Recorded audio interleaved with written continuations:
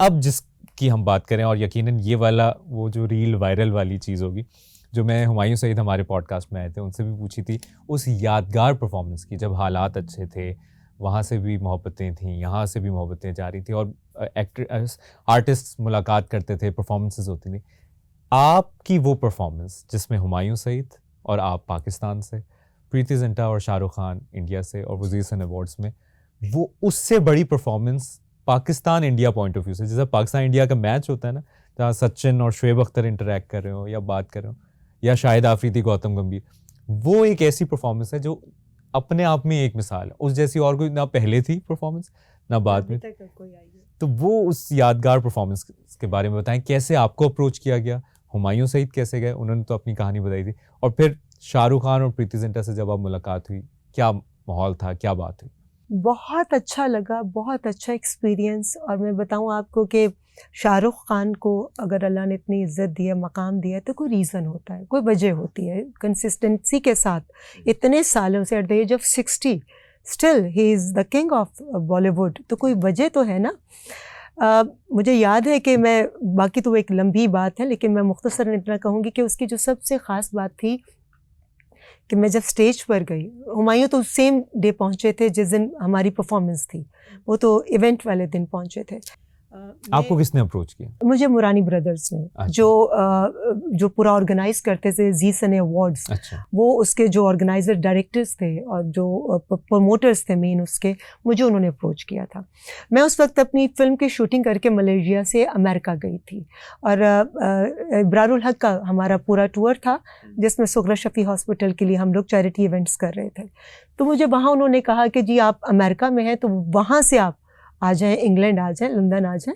तो प्रीति जिंटा और शाहरुख के साथ परफॉर्मेंस है, बहुत अच्छा लगा। उनका पूरा एक पीक था और उस वक्त इतना आसान भी नहीं था। के उस वक्त पाकिस्तान में नंबर 1 कौन था? नहीं, मैं नंबर 1 कोई भी नहीं है, यकीन कीजिए। अगर कोई नंबर 1 हो तो फिर एक जगह खड़ा हो जाए ना। मैं तो बिल्कुल नंबर 0 जो हर एक के साथ एडजस्ट हो जाता है। मैं बिल्कुल 0, मुझसे सब लोग बेहतर हैं, क्योंकि मेरा कंपटीशन किसी और से नहीं, मेरा कंपटीशन खुद मेरे साथ ही है, इसलिए मुझे सब अपने से बेहतर लगते हैं। खैर कट इट शॉर्ट, मैं वहाँ चली गई तो मुझे महेश मल्होत्रा भी मिले और उनसे भी बातचीत थी। तो मुझे उन्होंने कहा कि जी परफॉर्मेंस से पहले रिहर्सल के लिए जब मैं गई स्टेज पर, तो मैंने देखा प्रीति जिंटा और शाहरुख रिहर्सल कर रहे हैं। अब उनका उस वक्त बहुत एक बूम पीरियड चल रहा था। मैंने कहा कि मैं जाकर कैसे कुछ बोलूं, कल हो ना हो, कभी खुशी कभी गम, कुछ कुछ होता है, ये सारी ऊपर नीचे उनकी वीर ज़ारा, उसकी लेटेस्ट उनकी वो हिट थी। तो मैंने कहा मैं कैसे, मोहब्बतें वगैरह सारी फिल्में, कहा मैं जाकर मिलूं। तो मैंने कहा नहीं, मैं डिस्टर्ब नहीं करती, मैं कुछ भी, मैं ये नहीं कहा कि मैं रीमा खान हूँ। मैंने कहा जाहिर उनका एक, अल्लाह ने उनको पूरी दुनिया में एक पहचान दी। हमारी तो उस वक्त सिर्फ एक, हमारा 2 ही चैनल अभी लॉन्च हुए थे, एक ARY और एक जियो, दोनों। तो मैंने कहा कि मैं पीछे गई, गणेश आचार्य थे, तो वो पीछे रिहर्सल करवा रहे थे, जो पिछले बैक लाइन वाले जितने भी आर्टिस्ट थे। तो मैं बड़ी खामोशी थे, नपे तुले कदमों के साथ पीछे की तरफ जाकर मैंने उनके साथ रिहर्सल शुरू कर दी। तो मैंने देखा मेरी अब बैक थी, मेरे बाल लंबे थे, और मैंने अपनी फिल्म के लिए, जो मेरी पहली फिल्म थी बीइंग ए डायरेक्टर, कोई तुझसा कहाँ, तो उसके लिए मैंने अपने बालों को लंबा किया हुआ था, कटवाए नहीं थे बाल। तो बगैर मेकअप लंबे बालों वाली एक खातून बैक करके खड़ी हैं, ये लोग फ्रंट पे रिहर्सल कर रहे थे। तो एक पीछे से हाथ आया, तो टैप किया मेरे शोल्डर पे और कहा आदाब, मुझे शाहरुख कहते हैं। तो मुझे बड़ी एम्बैरेसमेंट हुई कि मैंने आकर सलाम करने में पहल नहीं की, क्योंकि मैं उनको डिस्टर्ब नहीं करना चाह रही थी। इतने में प्रीति जिंटा भी आ गई, उन्होंने हक किया और कहा कि आप यहाँ क्यों रिहर्सल कर रही हैं, you have to do with अस।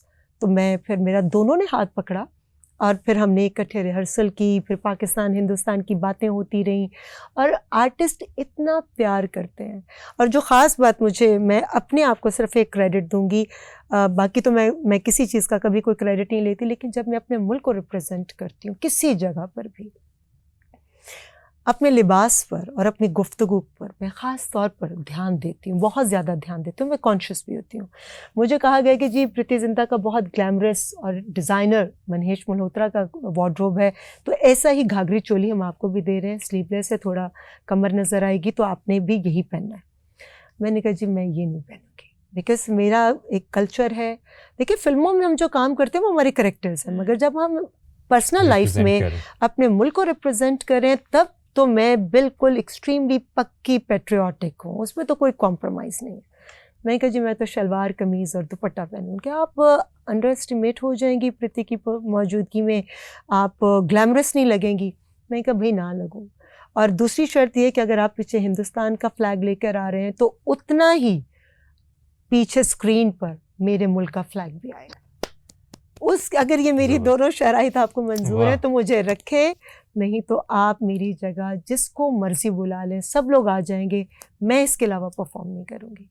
और मुझे खुशी इस बात की है कि मुझे कहा कि तुम ग्लैमरस नहीं लग रही थी, दुपट्टा भी मैंने यहाँ पिन लगाकर साइड पर दुपट्टा लगाया हुआ, बाल भी मैंने बांध लिए कि सिल्की बालें मेरा मुंह ना कवर कर दे। माहीवे सॉन्ग था, माहीवे जी, वो नहीं माहीवे नहीं था, वो नहीं माहीवे नहीं था, मेरे देश की मिट्टी, वो जो इसका वीर ज़ारा का गाना था जी। वो उनका गाना बहुत खूबसूरत था जो उनकी फिल्म पे उन पे पिक्चराइज हुआ था शाहरुख खान पे। तो बस उसके बाद मैंने वो परफॉर्म किया, और परफॉर्मेंस के बाद हुमायूं तो उसी वक्त आया, हुमायूं को बहुत क्रेडिट जाता है कि थोड़ी देर पहले वो आए थे तो मैं स्टेज पर उनको बता दिया, और गणेश आचार्य ने बस जी। उसके बाद हमने परफॉर्मेंस की रिहर्सल की, और हुमायूं तो सेम डे पहुँचे थे, उनके साथ कुछ स्टेप्स की तैयारी की, और फिर वो यादगार परफॉर्मेंस होगी। लेकिन शाहरुख खान का एटीट्यूड, उनका बिहेवियर प्रीति जिंटा का बहुत अच्छा रहा। और इवन के जब मैं लोगों की उस वक्त राय थी शान को होना चाहिए था, बहुत से लोग उस वक्त, क्योंकि लॉलीवुड को रिप्रेजेंट करने की बात अगर थी तो वो